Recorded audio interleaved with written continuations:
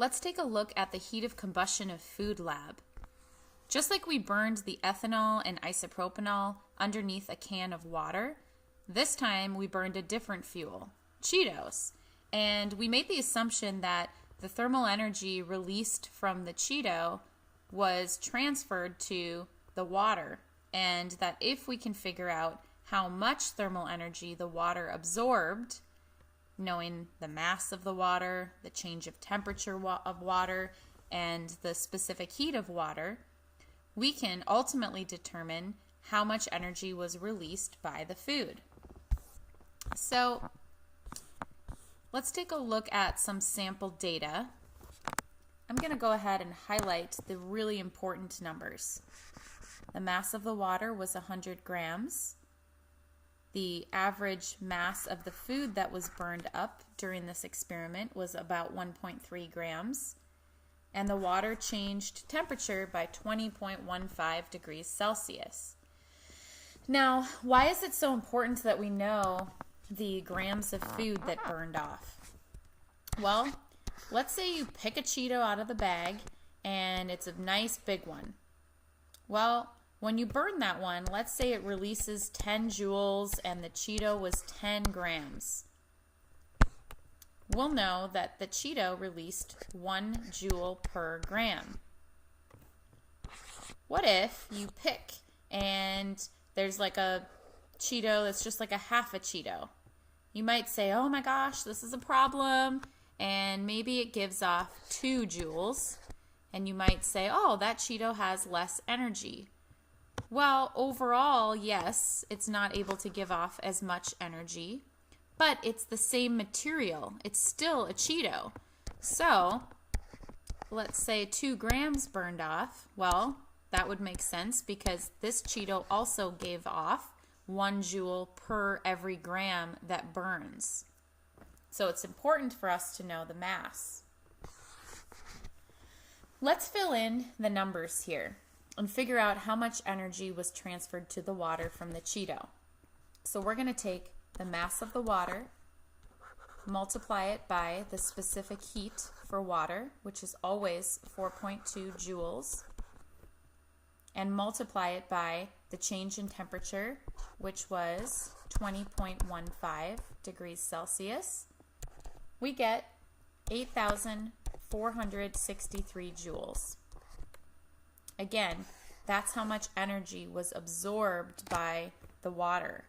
We changed 100 grams of water by 20 degrees Celsius, and it takes 4.2 joules to change 1 gram by 1 degree Celsius. So we needed to multiply those 3 numbers.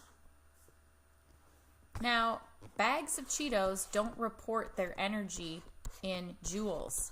So our next step is to figure out how many calories is that. Calories with a capital C is what we're used to, and that is the same thing as saying kilocals. We've got a conversion. 4.18 joules is equal to 0.001 kilocals. Now we can set up a cross multiply and divide situation. We can do 8,463, multiply it by the 0.001, and divide by, it's about the same as 4.2, they're getting a little more exact there. And I get 2.02 kilocals of energy. This is the exact same thing as the 8,463 joules. It's just like saying water boils at 100 degrees Celsius and water boils at 212 degrees Fahrenheit. These are the same value, just different units. Step 3 is already done for us because we already found out the average mass of food that burned off. So our last step is to take our kilocals and divide it by the grams to, again, make it all fair and get the value per every gram. My final answer here is 1.56 kilocals per gram. Now, an actual Cheetos label says there are 160 kilocals, 160 calories, for every 28 grams. If I punch that into my calculator, That comes out to be 5.7 kilocalories per gram. What? How come we didn't get that when we did our experiment? Well, let's talk about sources of error. Did all of the energy from that burning Cheeto go to the water in the can? I'm sure you could see that some of the flames were going up the sides of the can, and so some thermal energy from the Cheeto was transferred to the air, and some thermal energy was also transferred to the metal can. If you touched the can after, you knew that. So that energy is not being accounted for, and it's still coming from the Cheeto. So that is an error, and that is partly why we did not hit that 5.7. If you Googled the percent error formula, you saw that there were these absolute value symbols, which just means your final answer will be positive.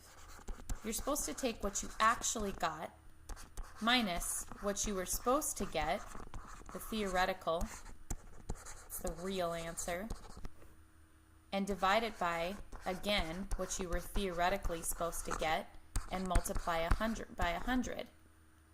So I got 1.56 kilocalories per gram, and the real answer was 5.7, according to the bag of Cheetos. And so if I plug this into the formula, I got a 72.6% error.